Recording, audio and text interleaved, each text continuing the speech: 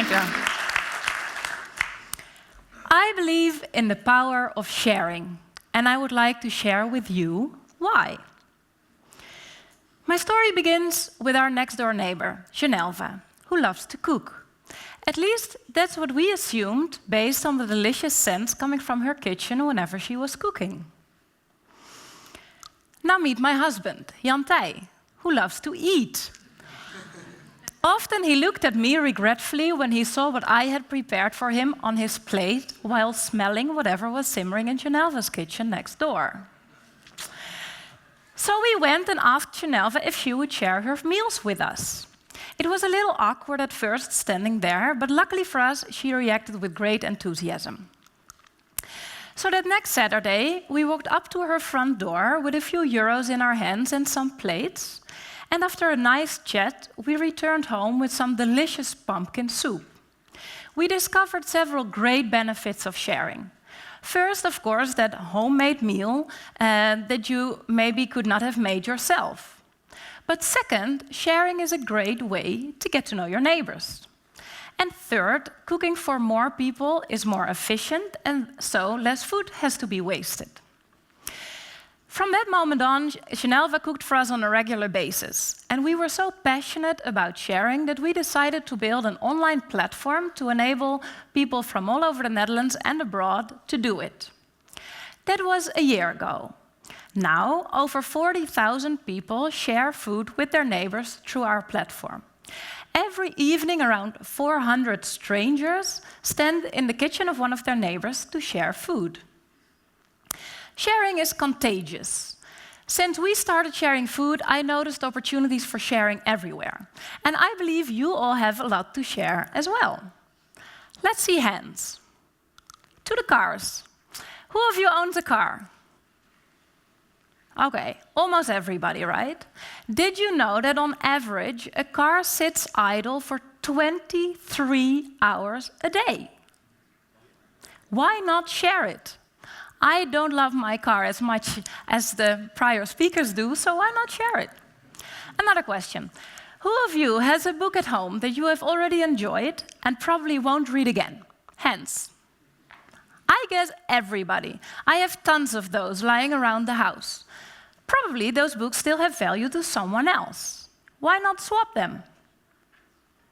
Last question. Who owns a ladder? Hands again.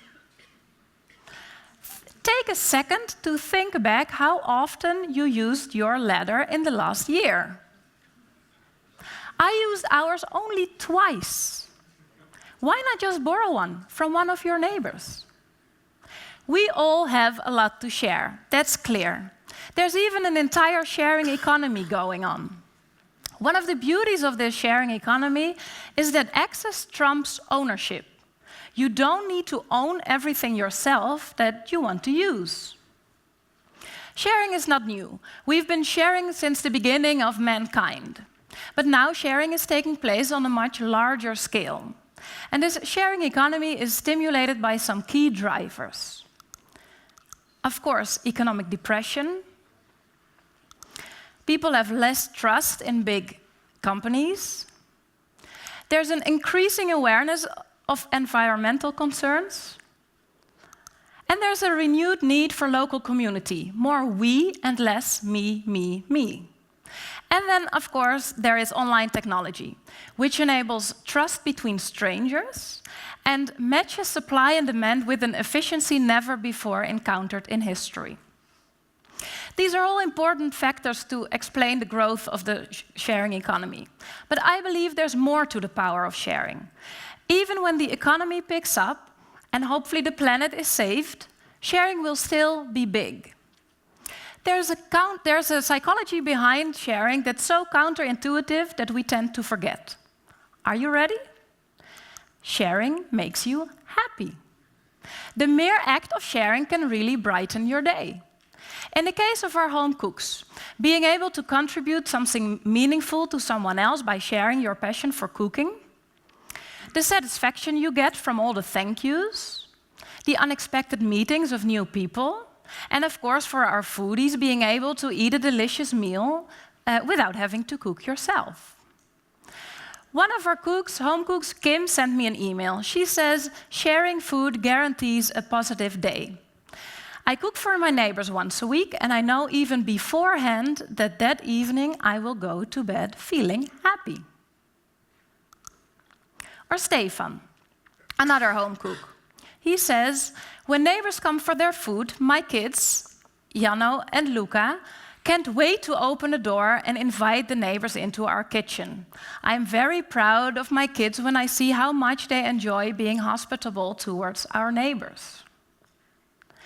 And then there's Ilana, a Russian home cook, living in the Netherlands for 13 years. She says to me, for the first time, I feel at home here, because I can contribute to community and get to know people living in my neighborhood. She was able to reduce her antidepressants after cooking for neighbors for only 2 months. Whoa, talk about the power of sharing. Sharing makes you happy. I will go one step further. Even thinking about sharing makes you happy. While thinking about sharing, the reward system center in your brain is activated, and that lovely chemical dopamine is released, the same stuff your body creates when you're having sex.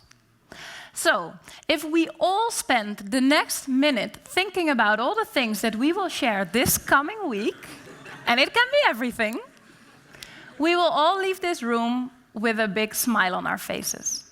Thank you very much.